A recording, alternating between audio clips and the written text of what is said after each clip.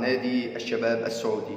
نادي الشباب السعودي اللقب الليث الأبيض أو شيخ الأندية أو فخر الوطن.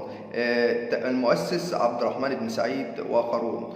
تأسس عام 4 يونيو 1947. منذ 75 سنة. الملعب في استاد الملك فهد، وأيضا استاد الملك الأمير واستاد الأمير فيصل بن فهد، وملعب نادي الشباب السعودي.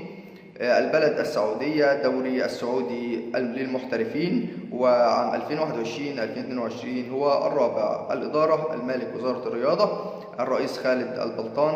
أما عن الألقاب والأوسمة المحلية، الدوري السعودي الممتاز، وكأس ولي العهد السعودي، وكأس خادم الحرمين الشريفين، وكأس الأمير فيصل بن فهد، وكأس السوبر السعودي، ودوري الدرجة الأولى السعودية.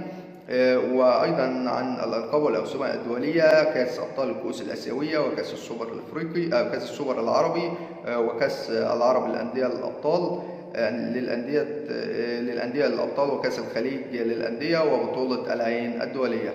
قدم الفريق الأول لكرة القدم بنادي الشباب السعودي العديد من اللاعبين، ومنهم سعيد العويران الذي سجل هدف في نهائيات كأس العالم عام 1994. بشكركم أعزائي المشاهدين، وأتمنى دايما أن تتابعونا عشان يوصل لكم منا كل جديد، والسلام عليكم ورحمة الله وبركاته.